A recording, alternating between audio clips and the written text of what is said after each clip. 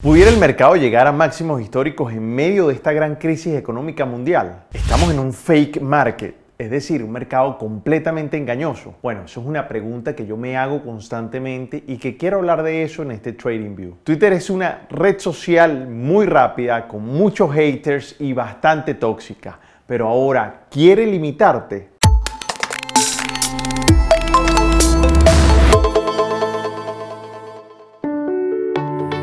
My friend, bienvenidos al TradingView episodio 96. Soy Dani Pérez, cofundador Senior Trader de MDC Capital y de MDC Trading Academy, una firma que provee educación de inversión y trading en los mercados financieros, y también proveemos capital a esos traders que más destacan a la academia para que puedan operar con nosotros en MDC Capital. Bueno, la realidad es que el S&P500 ha recuperado más de un 35% desde las caídas de febrero y marzo, y el Nasdaq, que es el índice tecnológico, ya se encuentra en terreno positivo desde el año 2020.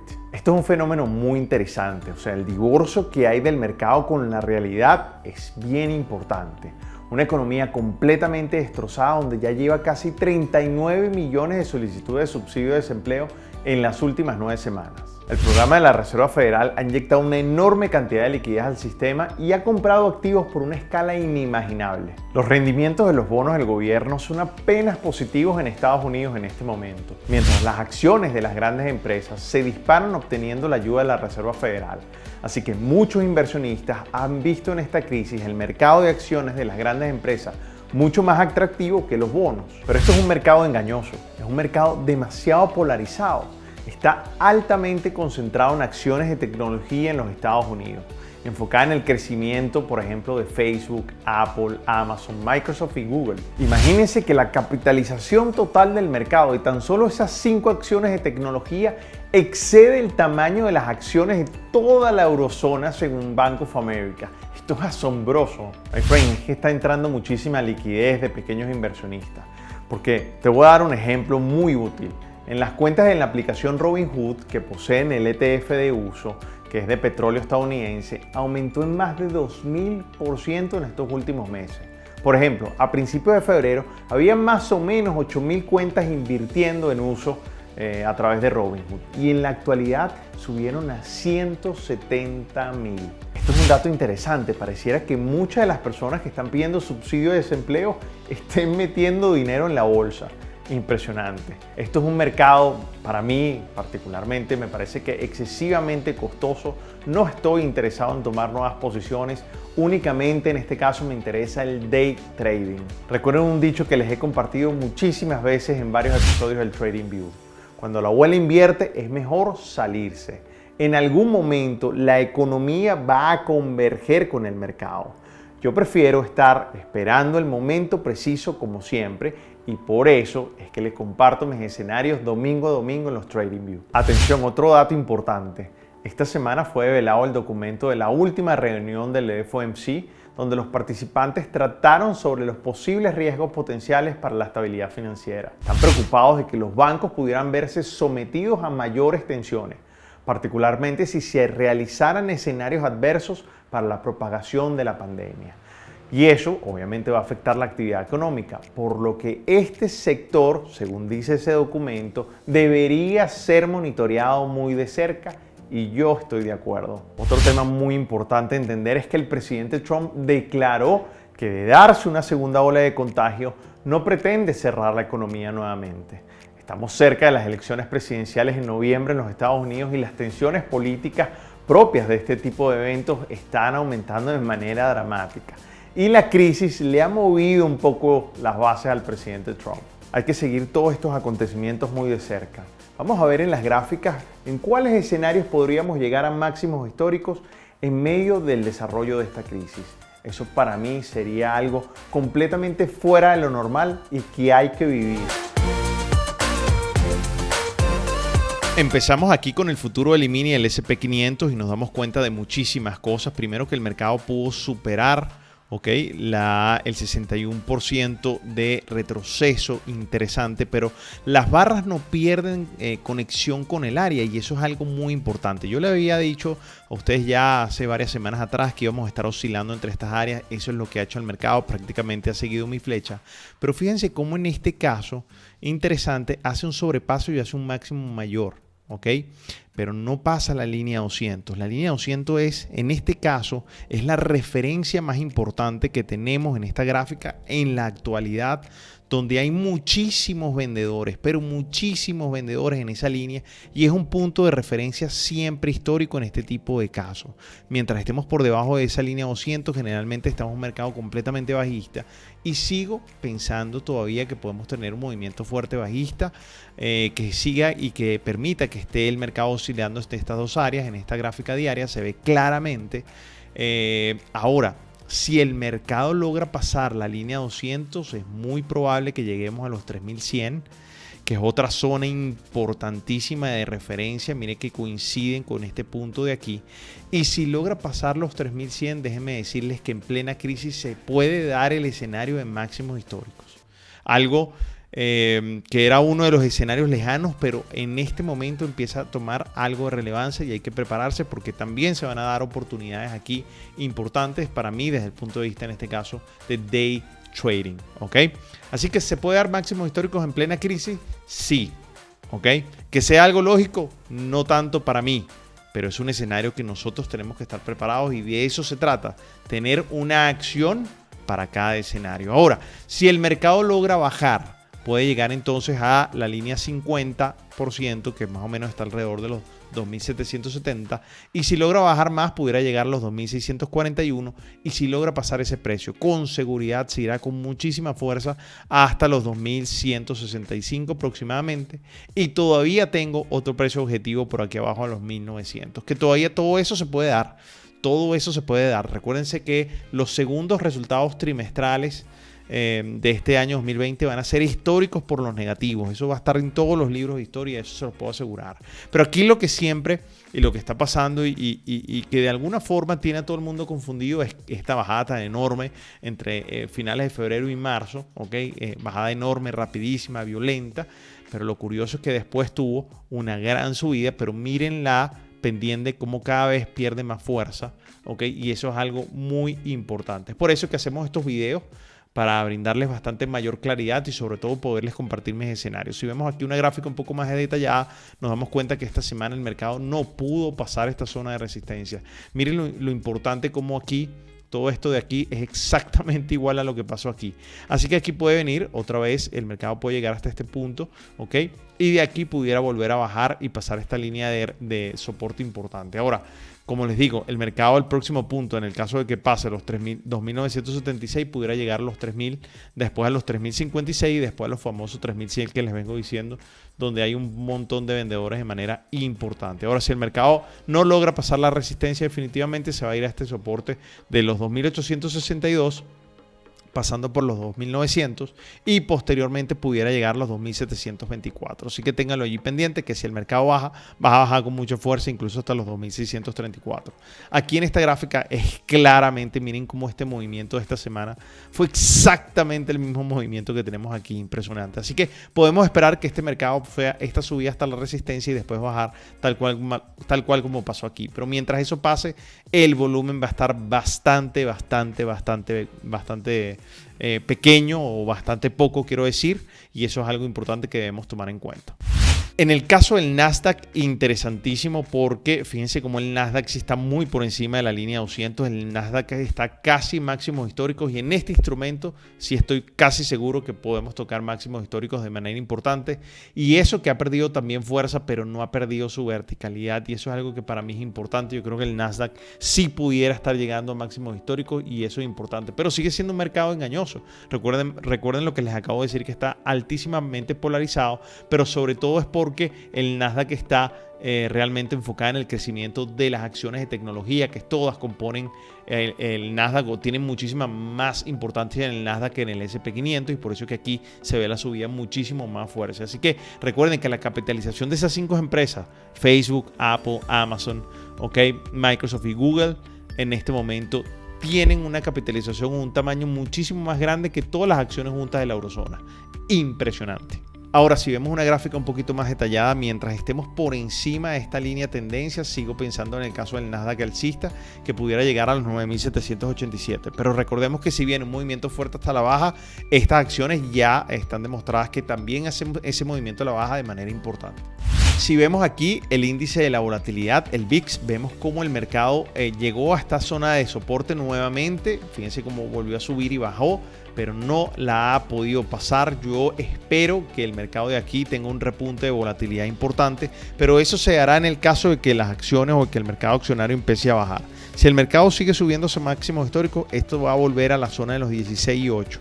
Así de sencillo. Así que para que el VIX suba, tiene que bajar el mercado de índices de manera importante, o si no, si vamos a máximos históricos, volveremos otra vez a esta zona bastante lenta, bastante movimientos, digamos, no solamente muy lentos, sino también movimientos que son, digamos, de alguna forma que les faltaría potencia y no serían para nada movimientos sorprendentes. En el caso del petróleo, muy interesante para el WTI, fíjense que aquí estamos en una gráfica diaria, aquí estoy viendo el año 2009 y el mercado logró cubrir ese gap que tanto importante. Este fue el precio mínimo prácticamente de la crisis 2008-2009 y de ahí el mercado empezó a subir. Ya el mercado llegó ahí rápidamente, que sigue siendo también un precio importante del año 2016, donde se da esa vela doji y de ahí empieza a subir. Aquí casi una vela doji y empieza a subir de manera importante. Pero si vamos a una gráfica un poquito más detallada diaria, yo les había dicho que el mercado podía estar oscilando entre los 10 y los 30, más o menos eso hizo, pero luego pasó los 30 y llegó prácticamente a la zona de los 36 y de ahí tuvo un movimiento importante. Cuidado si aquí se da una vela doji y vuelve a caer el mercado de manera importante y pareciera estarlo avisando, pudiera entrar nuevamente en esta dinámica entre los 10 y los 30. En el caso del oro, muy interesante, el mercado está haciendo un triple techo y de ahí baja, pero todavía sigo teniendo mínimos más altos. Aquí tuve un máximo más alto, por consiguiente todavía pienso que puede llegar a los 1790 y pasarlo para poder llegar así a los 1901. Así que todo depende de lo que vaya a pasar en este momento del mercado accionario, ¿ok? Pues en todos los paquetes de estímulos que puedan venir de aquí en adelante, porque eso también puede estar afectando el oro de forma interesante. Algo que para mí, fíjense cómo se correlacionan todos los índices en este momento, llegando en zonas definitorias claves, tanto el S&P como el Nasdaq, como en este caso el petróleo, como el oro, todos están en una zona de definición impresionante y todos coinciden en este mismo momento. El Bitcoin está en un punto importante, miren cómo respetó la línea de tendencia y sigue mi expectativa alcista, está haciendo un movimiento muy parecido al oro. ¿Lo ven? ¿Se recuerdan que se los acabo de explicar? Está haciendo un movimiento muy parecido, muy importante y creo que el efecto que va a tener el Bitcoin va a ser bastante parecido al oro. Así que me mantengo todavía alcista hasta los 10.100 y si logro pasar los 10.100 con total seguridad pueda llegar a los 11.500. Muy interesante. Ahora, si el mercado logra pasar esta línea de tendencia hacia abajo y hace mínimos más bajos, pudiera llegar a los 7.592 y cuidado si los 5.500. Así que en este caso de no pasar esta línea de tendencia, se van a dar aquí unas oportunidades en largo importante y en el caso de pasarla, digamos, bajista, también se van a dar unas oportunidades bastante donde podemos aprovechar la rentabilidad en ambos espacios. Así que eso es algo interesante que deben tener en cuenta. Bueno, en el caso de las noticias importantes de esta semana, recuerden, el lunes es festivo en los Estados Unidos y en los mercados. Con respecto al calendario económico, el martes, una noticia importantísima, la confianza del consumidor en pleno horario operativa. El miércoles no hay noticias importantes desde el punto de vista económico. Luego el jueves, importantes obviamente, el dato de solicitudes de desempleo, que es tan importante, todo ese dato de subsidio por desempleo también. ¿Cuál es el home sale? También importante durante esta crisis, ¿ok?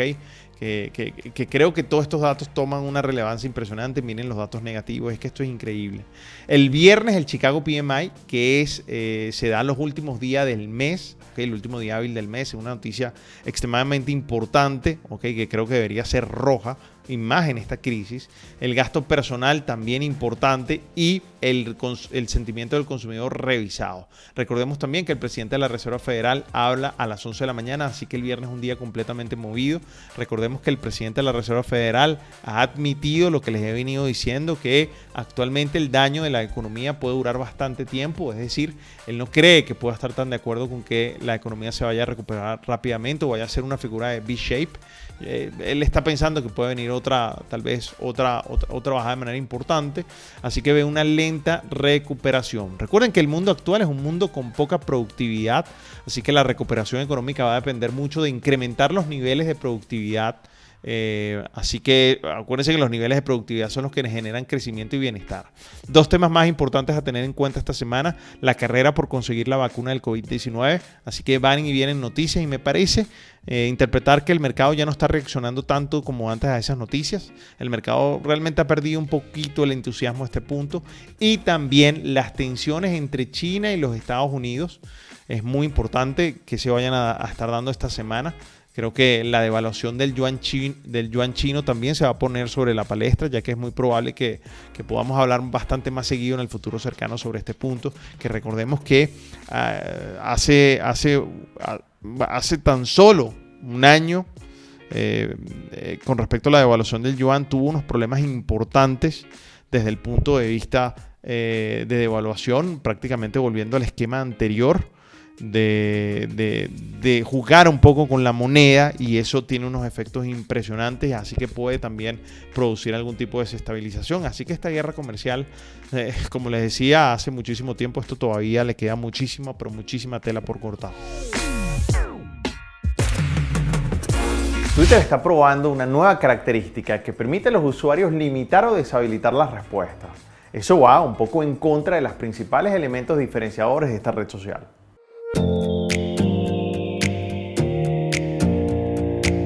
Frank, todo esto fue el pasado miércoles. Recordemos que es su segundo movimiento reciente que tiene como finalidad dar a los usuarios más control sobre las respuestas en sus tweets. El primer movimiento fue en noviembre del año 2019, cuando la red social introdujo su función ocultar respuestas. Es decir, la persona que emitió el tweet no podía moderar las respuestas antes de las interacciones, solo podía ocultarlas en vez de eliminarlas por completo. Ahora la nueva función va mucho más allá de ocultar las respuestas, lo que permite a los usuarios limitar de forma preventiva las respuestas solo para aquellas que el usuario siga o mencione, o simplemente deshabilitarlas por completo. Probablemente esta función será especialmente atractiva para algunas marcas o figuras públicas que pueden querer comunicarse solamente unilateralmente con una gran audiencia sin comprometer una identidad de marca que está estrictamente controlada. A mi forma de ver las cosas, las marcas que desactiven la interacción de sus tweets pudieran perder un poquito de credibilidad con su audiencia. Definitivamente es un arma de doble filo, porque un usuario que ve que una marca tiene respuestas ocultas o deshabilitadas tiene muchas más probabilidades de confiar de la marca. Me parece que estas nuevas funciones de Twitter hace que pierda un poco su filosofía inicial como red social que produce muchísima viralidad. Estas limitaciones hará que pierda un poco el elevado nivel tóxico, pero también hará que pierda su naturalidad y su polémica, lo cual le da un toque diferente y atractivo. Incluso deja de convertirse en un canal de denuncias. En fin, este cambio me parece que hace que la empresa pierda un poquito el norte, así que veamos el impacto de esta decisión en las gráficas un momento. Frank, vemos aquí la gráfica muy comprimida de Twitter. Recordemos que Twitter, la IPO fue en el año 2013 y nos damos cuenta, fíjense que la acción llegó a estar en 73.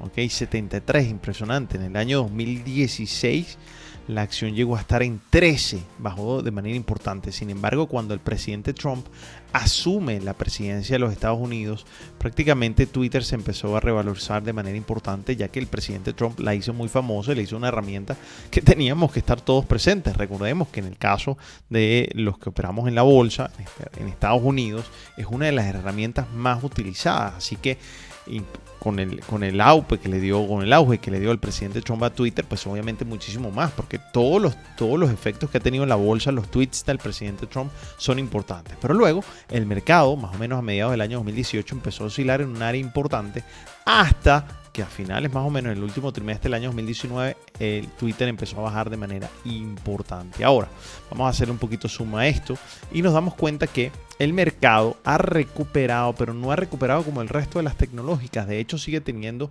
una compresión, pero con una pendiente completamente negativa. Es más, los efectos de la bajada, que esto es mucho antes de la crisis, recordemos, noviembre del año 2019, Twitter ha bajado con una pendiente impresionante y le cuesta bastante subir. De hecho, este anuncio realmente tuvo un impacto positivo, pero tampoco es que haya tenido un impacto fuerte. Sin embargo, el mercado todavía para mí está escéptico sobre esta acción. Así que hay que esperar a ver qué pasa. Ni siquiera con que el presidente Trump la utilice como la primera medio de comunicación para hacer política, para comunicarse para hacer sus anuncios, esta red social no ha logrado ni siquiera en este momento estar ni cerca de la mitad o ni cerca todavía de la mitad de lo que ha estado en sus máximos históricos. Así que es una acción para mí que pudiera tener un potencial de llegar más o menos a los 45, pero de ahí a que la acción se vaya a recuperar rápido, para mí no es una gran idea. Twitter es una red social muy interesante por su sencillez, por su alta viralidad y que no necesita muchos datos, con lo cual en países como Venezuela es uno de los pocos medios de información que queda disponible y que ahora se limitará bastante, a mi parecer. Así que se perderá probablemente la dinámica de las discusiones que para mí generaban muchísimo valor si las sabías leer. De hecho, un dato importante, en Estados Unidos una de las herramientas o redes sociales más utilizadas para la bolsa es Twitter. No es ni Instagram, ni Facebook, ni nada de eso como aquí en Latinoamérica. Friend, comparte esta publicación con ese trader o amigo que necesita ver este video para que no se lo pierda.